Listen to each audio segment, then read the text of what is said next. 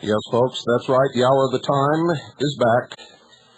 We have not met with any unfortunate or unforeseen anything, as many of you may have thought.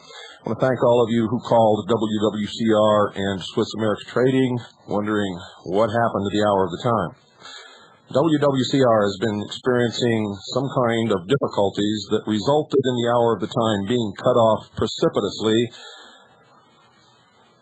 during 4 programs over the last 3 nights.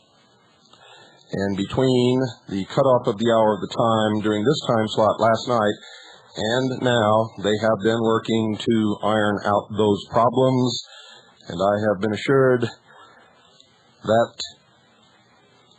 without any unforeseen new difficulties or accidents, that it will not happen again. So we are here to continue where we left off before we were so unexpectedly terminated in the middle of the broadcast last night. We will also be in our regular time slot later tonight, which is 9 p.m. Pacific, 10 p.m. Mountain, 11 Central, and midnight Eastern Standard Time. The hour of the time will be heard at this earlier time slot until further notice. And it's going to depend upon the reaction of the listening audience as to whether we maintain this time slot and our later time slot, or whether we give this one up and go back to our regular 1 hour a night programming. So if you want this program, the hour of the time, to continue in this early time slot, 5 p.m. Pacific, 6 Mountain, 7 Central, and 8 Eastern Standard Time, you need to call Swiss America Trading and let them know, ladies and gentlemen, airtime costs an awful lot of money. None of the money from Swiss America Trading goes into my pockets, or anyone's pockets here, or anyone connected with CAGI. They pay only for the airtime. They believe in the message of this program. They believe in what we are trying to do, and that is wake the sheeple, empower the people, and save freedom for not just this country, but for the world. If you believe that this is an important message, then you need to talk to our sponsor. Irregardless of what happens during this time slot, ladies and gentlemen, we will continue with the later programming of the hour of the time. We will be in this time slot for at least another week, maybe longer. How many of you have seen USA Today, today's issue, December the 29th? If you have not, go out and purchase a copy of USA Today, the issue for today, December the 29th.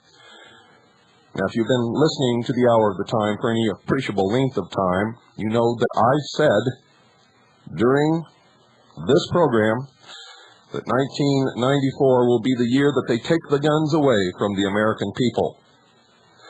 And once again, it looks like I'm going to be correct. I hate being so right all the time, folks, because it does not bode well for us. Believe me. Don't go away. I'll be right back.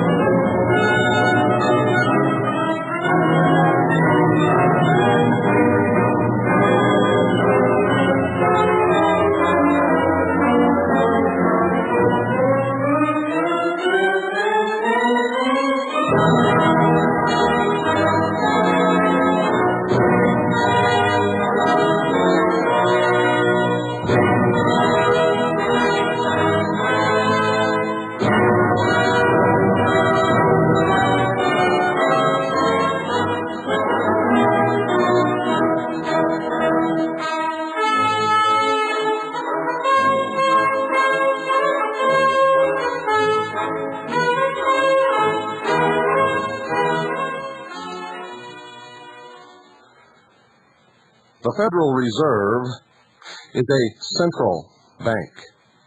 That's right, it is a central bank. A central bank attains, ladies and gentlemen, its commanding position from its governmentally granted monopoly of the currency issue. And this is often the unsung key to its power.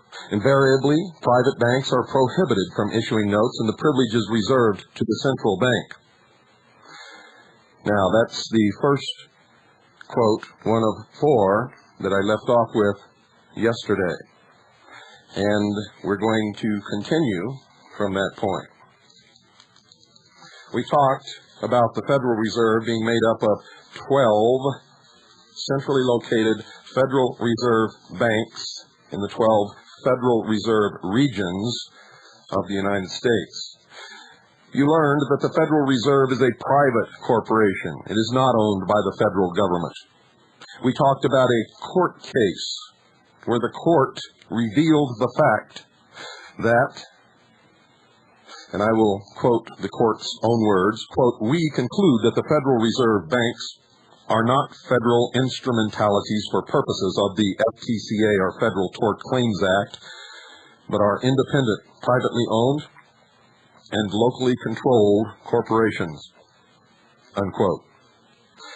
Among the findings of the court are the banks can sue and be sued in its own name, and each carries its own liability insurance.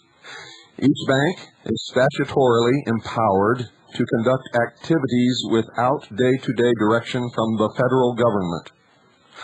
Unlike federal agencies, each bank may hire and fire at will.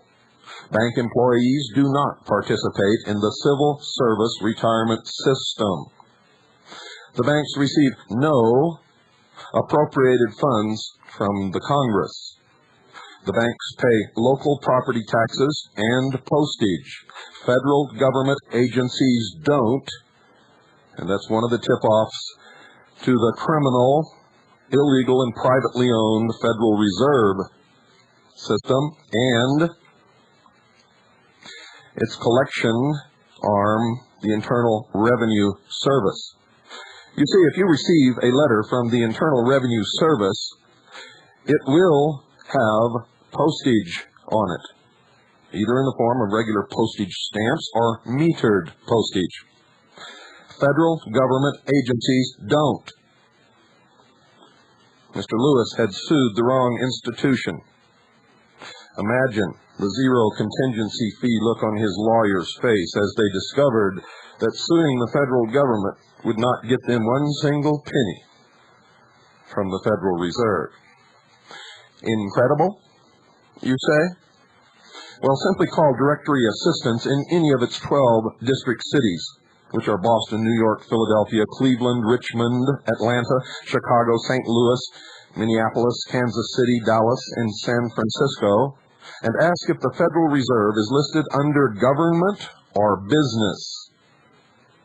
I have here in front of me the 1991 Minneapolis phone book listing, and the Federal Reserve, is listed under business just after Federal Express, which, by the way, for those of you who are really deep asleep, who are so covered with wool that you can't even reach out and touch anything, the Federal Express is not an agency of the United States government either. Even federal officials admit that, quote, "the federal government has not a dollar's worth of stock in the Federal Reserve System." That statement came from W.P.G. Harding, who was the governor of the Federal Reserve Board, and he made that statement in 1921. In a Computer World job advertisement, the Federal Reserve Bank of San Francisco pointed out, quote, "some people still think we're a branch of government. We're not. We're the bank's bank." The importance of the Fed being privately owned is this. Congress had no authority to grant a private consortium of banks the monopoly privilege to create out of thin air the nation's currency. Do you understand that, sheeple? Congress had no authority to grant a private consortium of banks the monopoly privilege to create out of thin air the nation's currency.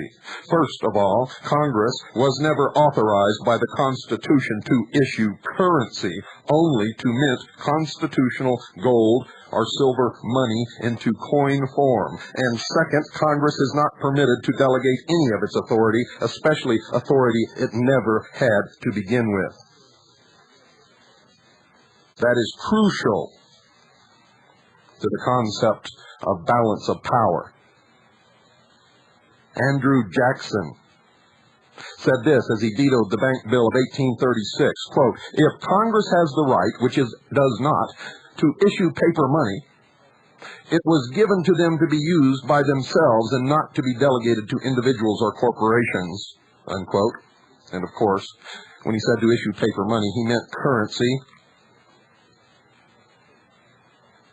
Even if the Congress was empowered to issue currency, which is a money substitute, and delegate its authority, it could not delegate such to private corporations. If it could, then what's to prevent Congress from hiring private security firms to act as our armies and navies? Stretching this even further, what's to stop congressmen from hiring people to serve in their place? Have you ever thought of that? I mean, you could elect Bob Dole, but he could turn around, if this was all true, and just pay somebody else to go sit in his seat. If Congress had such authority, which it does not. But we wouldn't have to worry about that, would we? Their own lust for power would prevent that from ever happening, wouldn't it?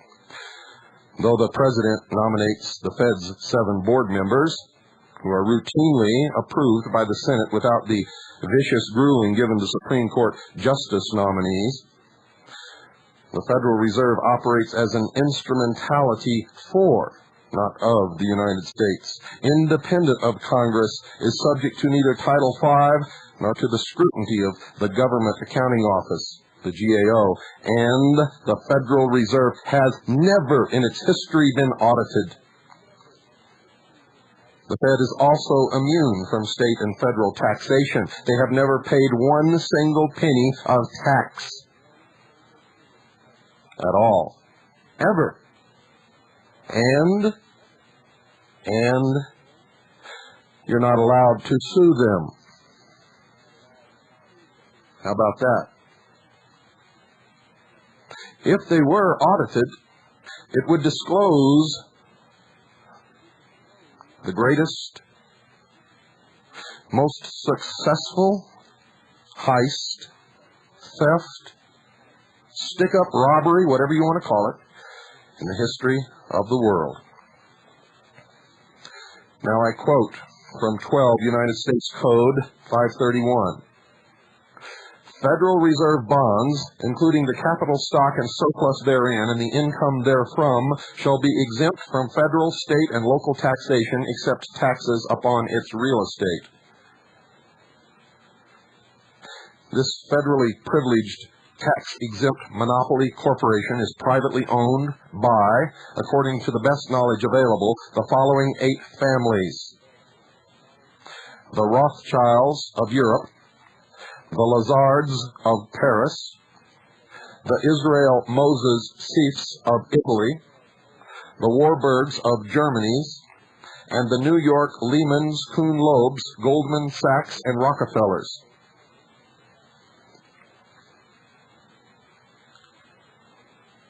Now let's talk about how they create currency, literally out of thin air. Baron de Rothschild, the Adam Smith of international banksters, said this, quote, "Permit me to control the currency of a nation, and I care not who makes its laws," unquote.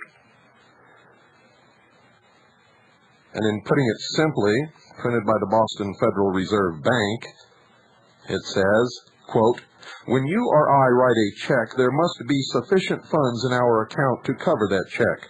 But when the Federal Reserve writes a check, there is no bank deposit on which that check is drawn. When the Federal Reserve writes a check, it is creating money. Creating money.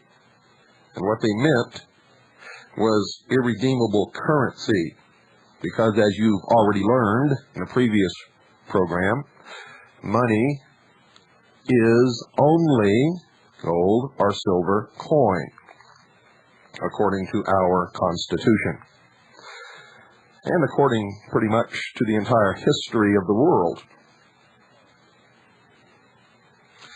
Federal Reserve notes are no longer backed by gold or silver. We'll talk about that later. They're created out of thin air and backed solely by the ignorant cooperation of American sheeple.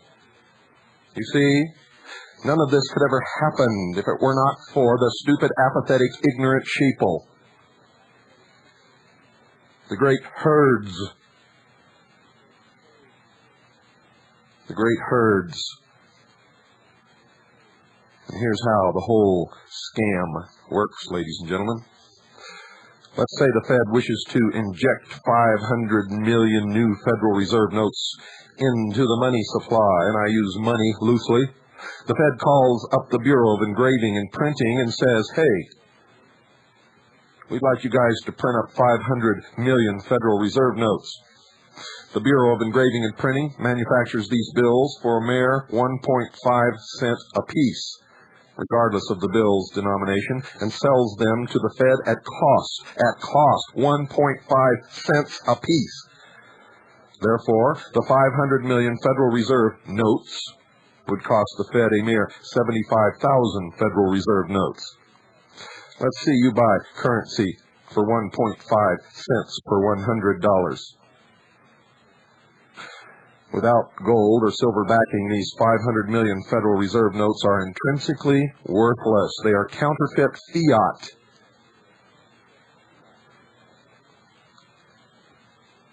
Beyond the sheeple's ignorant willingness to accept them, Federal Reserve notes have no value whatsoever. You cannot even use them as scrap paper, for they're covered with ink. The Federal Reserve is, unlike other corporations, without a true product. It creates nothing of intrinsic value, like cars or appliances, so it has nothing to sell. In fact, it creates nothing at all. It is, in fact, an act of magic. Magic. The banksters are lazy and greedy and have no intention of actually working for a living. And with these new Federal Reserve notes, the Federal Reserve simply purchases 500 million Federal Reserve notes worth of interest-bearing Treasury securities, which are backed by nothing more than the guaranteed future taxation of Americans. So abracadabra, presto magico, just like that, right out of thin air, $500 million in Federal Reserve notes are created and backed by the future taxation of Americans, for they use those Federal Reserve notes to purchase Treasury bonds. Interest-bearing, ladies and gentlemen, which means we not only have to pay back the original 500 Federal Reserve notes, which never existed in the first place, but we must pay interest on those notes. And that's why we keep getting poorer and poorer, and that's why they must continually run the presses to print more and buy more Treasury bonds, which then the federal government issues in the form of credit. In other words, they just write checks on non-existent money.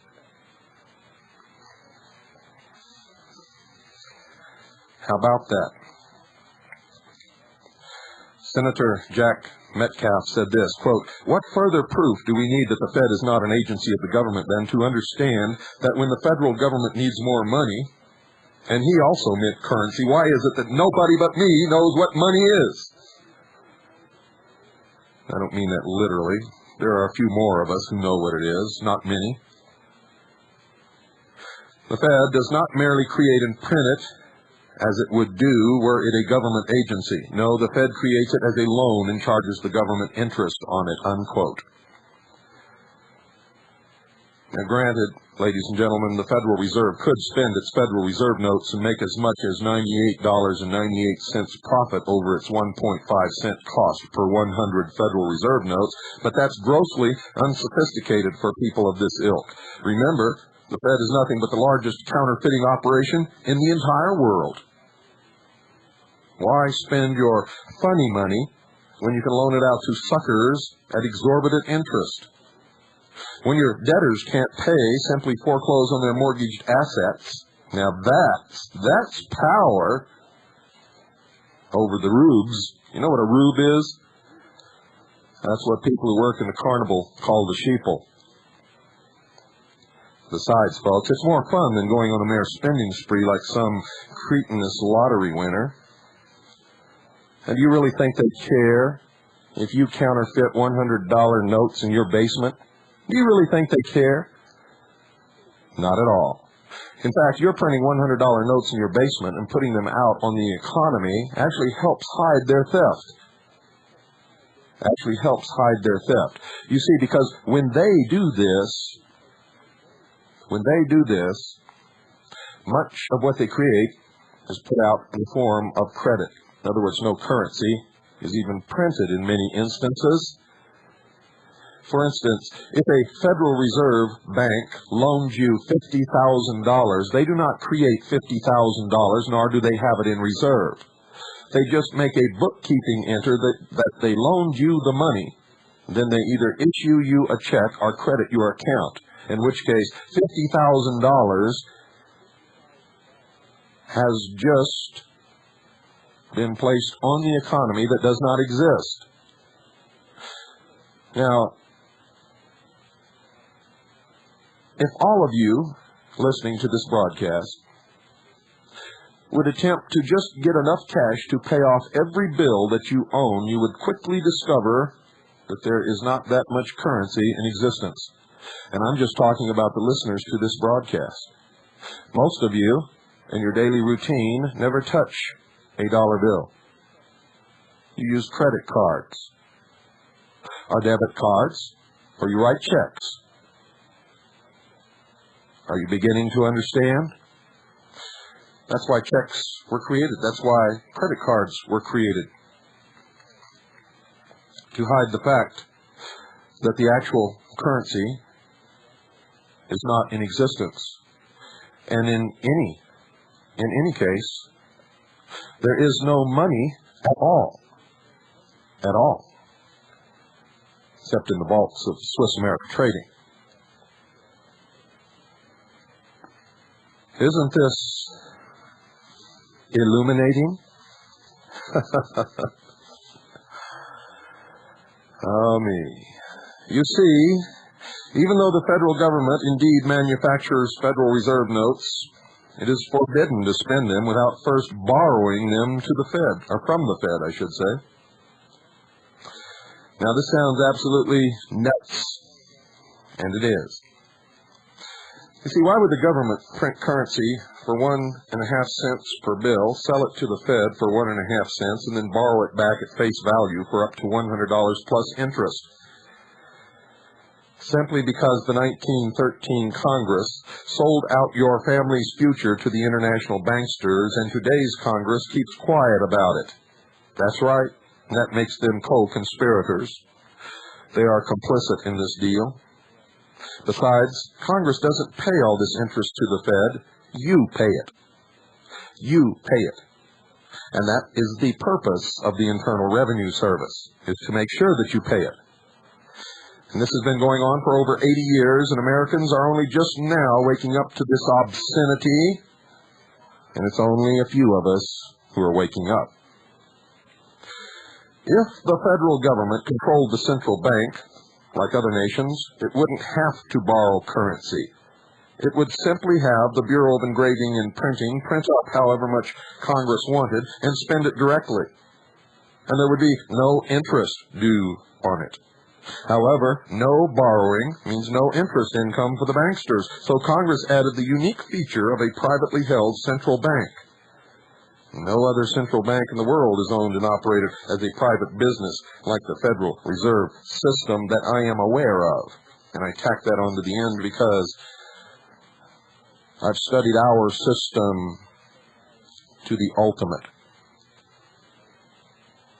I don't much care what people are doing in their other countries, except how it affects us.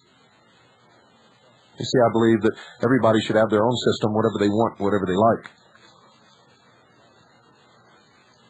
Unfortunately, the rest of the world better wake up to what's going on, because if the United States of America loses its freedom, and it is quickly happening, and if propaganda ploys like that contained in USA Today for December the 29th of this day's issue succeeds, Americans will not only lose their freedoms, but will quickly become slaves. 1994, the year that I predicted the guns will be taken away from the American people. USA Today confirms that. Have you ever seen an entire newspaper devoted to one subject, every page? Well, you're in for a surprise. If you have not picked up USA Today, do it. Do it now. Anyway, let's get back to fleecing the masses. You ever wonder why they call it fleecing? Fleecing, you sheeple? Back to the mechanics of the scam. Fleecing the sheeple. Since the government can't directly spend Treasury securities, T-bills, notes, bonds, though from now on, I'll just call them T-bills, it wants spendable Federal Reserve notes instead. That's why government borrows Federal Reserve notes using T-bills as collateral, because the government can spend the borrowed Federal Reserve notes because the sheeple are stupid enough to accept them. The Fed swapped Federal Reserve notes for T-bills, which make guaranteed interest. The Fed can't reap interest on its paper, the Federal Reserve notes, any more than the government can spend its paper, T-bills. That's why they swap them. You see, one dirty little filthy hand just washes the other. So why doesn't the government simply sell its T-bills directly? Because, folks, investors in general no longer have any confidence in them. There's no demand for them.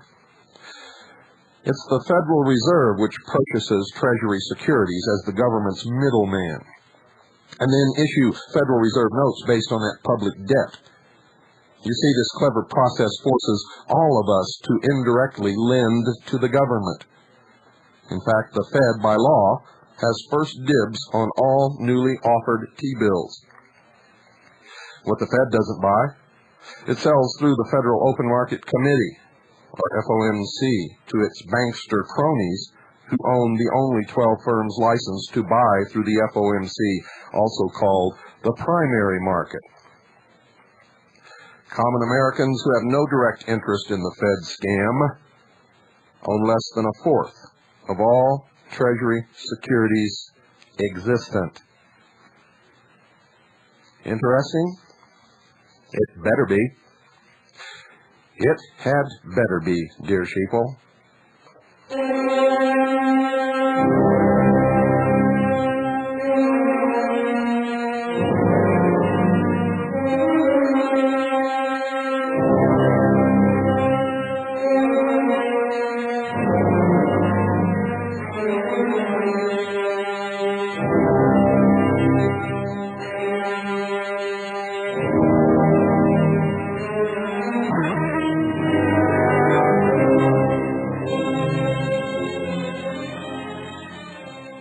Our sponsor, Swiss America Trading, can help you in the coming months and years to make sure that what you have doesn't disappear like a puff of smoke in the Magic Act as Federal Reserve notes are created out of thin air.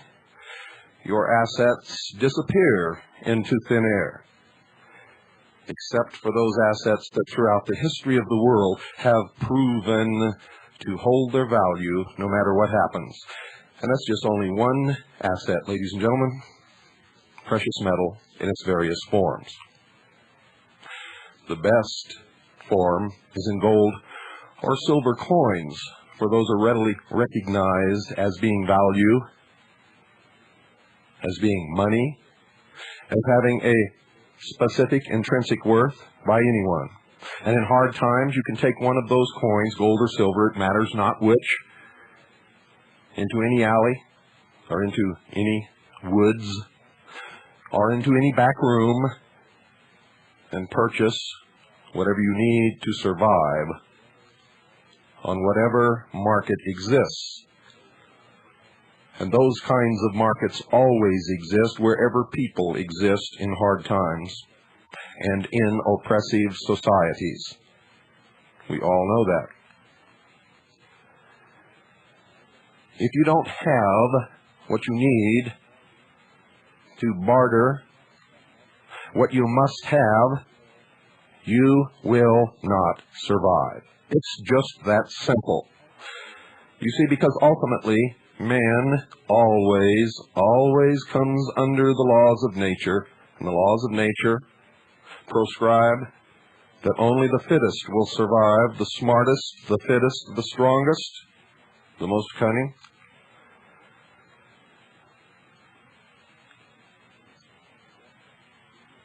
What do you have that you could use in this market were you to have to patronize such a market, the black market? How would you feed your family? How would you shelter them?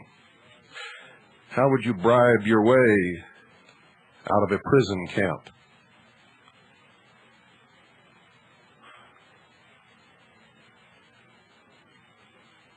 I want you to look at the faces of your loved ones who are no doubt sitting around you now.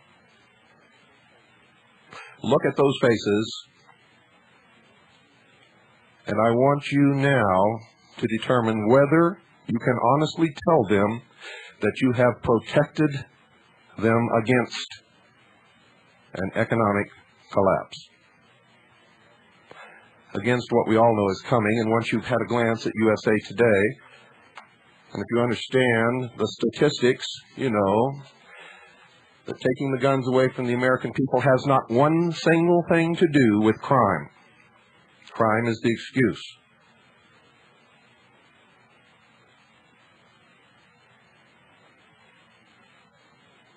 It is to protect the socialists against those of us who would rise up with gun in hand to reinstate the Constitution as the supreme law of the land, legally and lawfully, with the law and God on our side. That is why they want the guns out of the hands of Americans. They intend to destroy this nation, destroy Christianity, and whether you believe it or not, Orthodox Judaism, and all fundamentalist religions, including the Nation of Islam and the followers of the Prophet Muhammad, because you will be asked to bow down to Mammon, to Baal, to the old god of the sun, Osiris, the light, Lucifer. And since there are many of us who will never do that, they must take our guns away from us.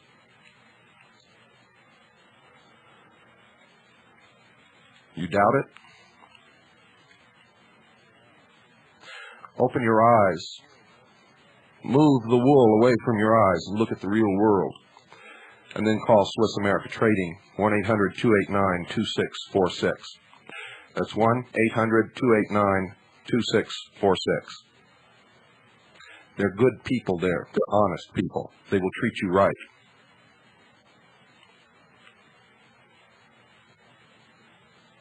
I back that statement with my personal reputation.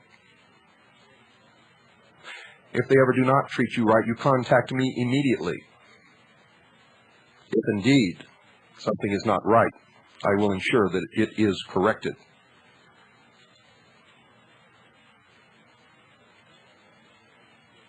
Call now, 1-800-289-2646.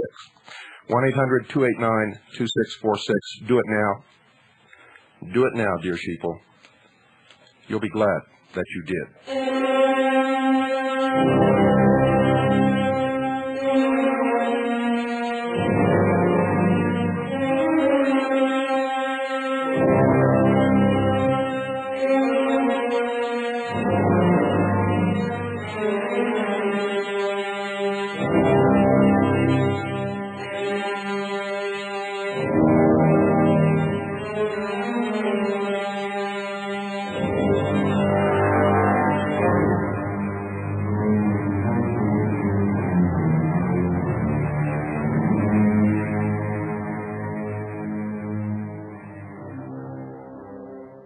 Howard S. Katz, in his book, The Paper Aristocracy, said, quote, "In reality, our government is bankrupt.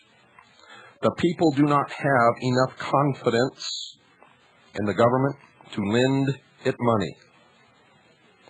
Were it not for the Federal Reserve, the government could not borrow enough to meet the huge deficits it runs. But the important thing to understand is that every time the Federal Reserve creates irredeemable Federal Reserve notes to lend to the government, those irredeemable Federal Reserve notes find their way into the banking system." Unquote. Money Facts from the House Banking and Currency Committee, 1964, page 9, makes this statement, quote, "Every circulating one Federal Reserve note represents a $1 debt to the Federal Reserve System. The Federal Reserve banks create Federal Reserve notes out of thin air to buy government bonds from the United States Treasury, lending Federal Reserve notes into circulation at interest by bookkeeping entries of checkbook credit to the United States Treasury. The Treasury writes up an interest-bearing bond for $1 billion. The Federal Reserve gives the Treasury a $1 billion credit for the bond and has created out of nothing a $1 billion debt, which the American people are obligated to pay with interest."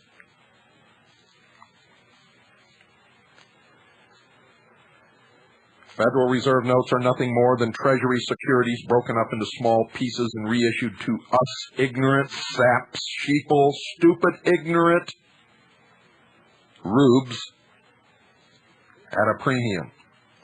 This is called monetization of debt. Eventually, these T-bills are redeemed. They always have been. And where does the Treasury get the Federal Reserve notes to pay off the Fed? Why, from the American taxpayers. That's where. It's you. It's you. Not I. It's you who pay the banksters interest. Federal Reserve notes are nothing more than IOUs for Treasury securities, which are guaranteed taxation on our future toil. Here's a sample of how we get fleeced. Our labor is taxed by the federal government to pay off maturing Treasury securities owned by the Federal Reserve, which is owned by the international banksters. How about that? Make you sleep well at night? And you ignoramuses dare to stand up when I'm talking about saving the Constitution and the Bill of Rights and abolishing the Federal Reserve and making this country right. And the first thing out of your mouth is, how can you protect your assets? Well, screw your assets. You're going to lose your ass. And that's the truth. You want to protect what you have? Call our sponsor. If you want to make sure that you can keep what you have, you better get with me and get on target. Concentrate on your ass and forget about your assets. The American taxpayer, there's one born every minute. In The Income Tax, Root of All Evil by Frank Shodorov, it says, quote, "Government borrows on its ability to tax because taxes are its only source of revenue, the only security it has to offer the lender." You really think taxes aren't going to go up? They have no choice but to go up. They will go up and up and up and up. Because in this system, they can never go down.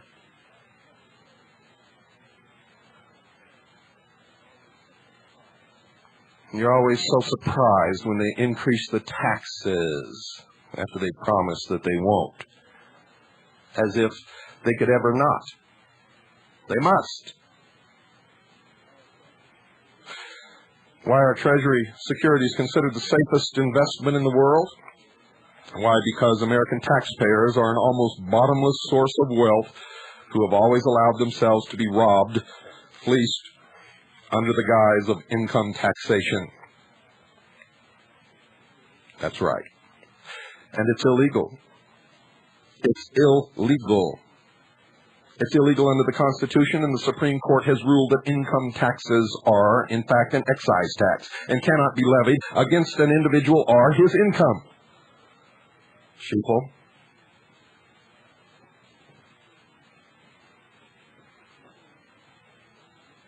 You see, the American sheeple can always be counted on as suckers. It's really that simple. Are you beginning to get the picture? Income taxation is Robin Hood in reverse, robbing the poor and the middle class to pay the bankster elite. In fact, every penny of income tax you pay goes to the Federal Reserve as interest payment on the national debt. The middle class shrinks, and eventually it will disappear. And that was the reason for a graduated income tax, as written in the Communist Manifesto by Marx and Engels. If you never heard of them, you'd better learn something about them very quickly. Because in this country, already, we have almost fulfilled every plank of the Communist Manifesto, and it will not be long until we will be owned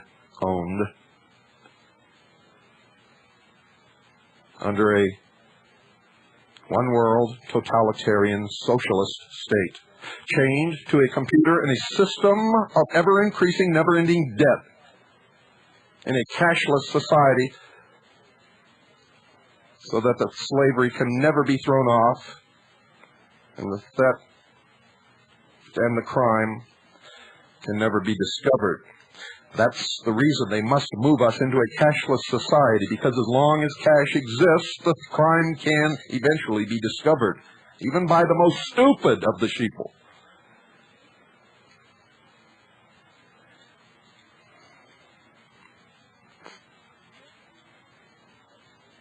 Every penny of income tax you pay goes to the Federal Reserve as interest payment on the national debt, and for nothing else.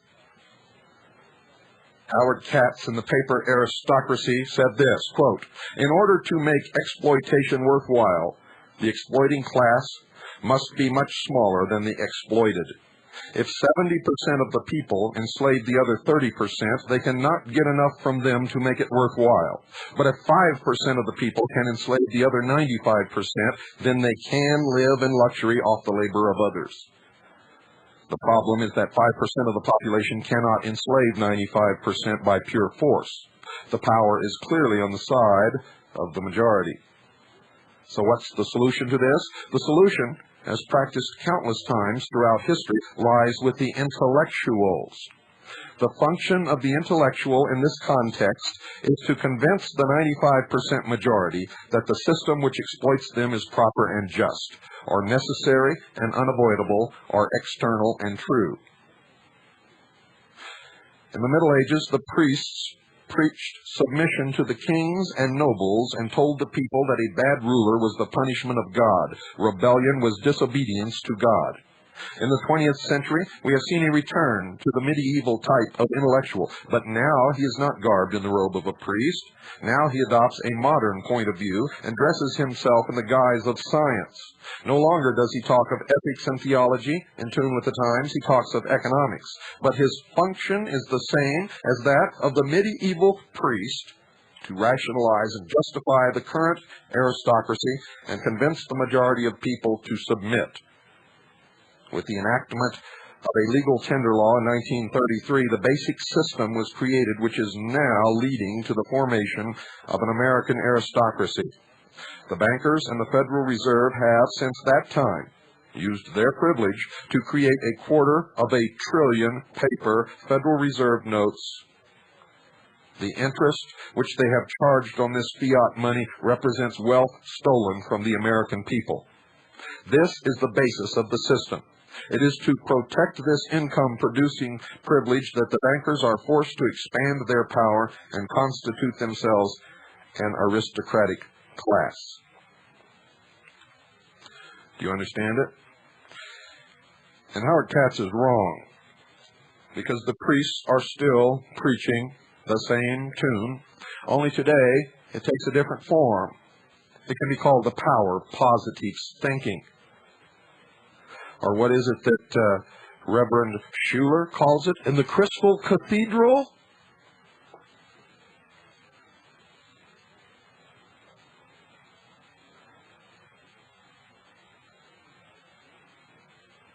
What does he call it, folks?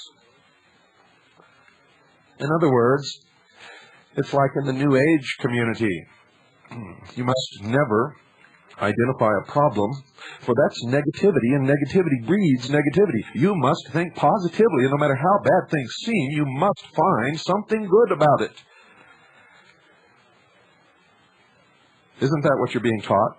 Isn't that what you're being told?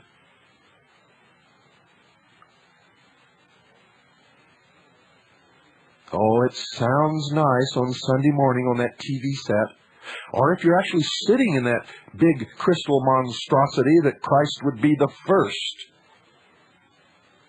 to begin to rip apart. It all sounds so nice, but where is it taking you? Where is it taking you? Did you know, ladies and gentlemen, one of President Johnson's first executive orders after taking office was to rescind the issuance of $4.5 billion in additional United States note currency? Now, United States note is not a Federal Reserve note and requires no interest be paid upon it. These notes in $2, $5, and $100 denominations were not Federal Reserve notes.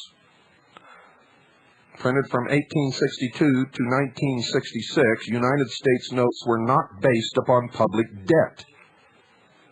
United States notes were interest-free.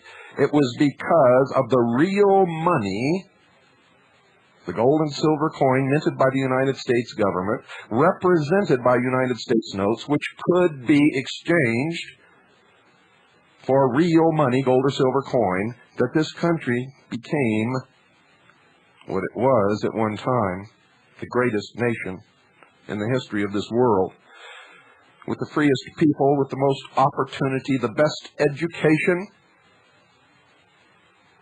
and the most promising future in the world, but not anymore.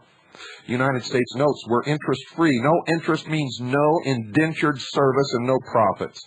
You can imagine how thrilled the banksters were about this. You can just imagine.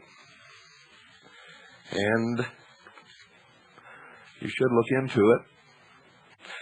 Notice how the 1928 note said, quote, "will pay to the bearer on demand," unquote, while the 1963 note contains no such promise. Although the 1963 series U.S. notes were irredeemable for real money and thus inflationary, at least they did not secretly enslave the public like Federal Reserve notes.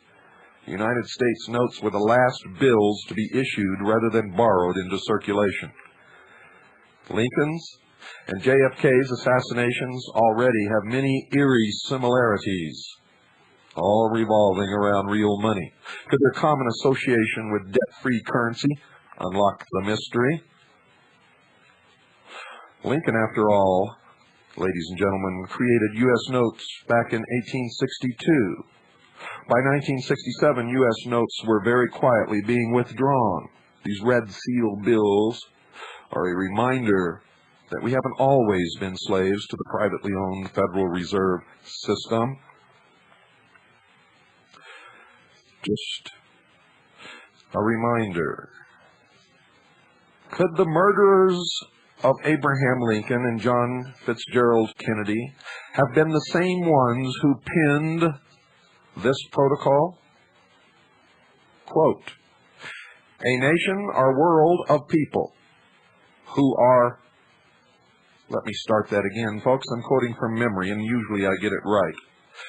Quote, "A nation or world of people who will not use their intelligence are no better than animals who do not have intelligence. Such people are beasts of burden and stakes on the table by choice and consent." Unquote. You'll find that in chapter 1 of my book, Behold a Pale Horse. In fact, if you had purchased my book at its first date, I should say, I don't know how many editions have been printed by now. It's been the underground bestseller for the last 3 years in a row. But if you had purchased that book when it first rolled off the presses in December of 1990, you would have been awake at that point. In fact, you would have been awake until that book was finished. For everyone who picks up Behold a Pale Horse does not sleep until it is finished. That is the word that reaches my ears. If you would like to have a copy, if you're a CAGI member, it's $25 post-paid. If you're not a CAGI member, it's $30 post-paid. That's $25 for CAGI members, $30 for everybody else. Send it to William Cooper, P.O. Box 1420, Sholo, spelled Showlow, Arizona 85901. That's P.O. Box 1420, Sholo, Arizona 85901. Remind me some evening to tell you the story of how this little town acquired the name Sholo. Good night, dear sheeple, and God bless you all.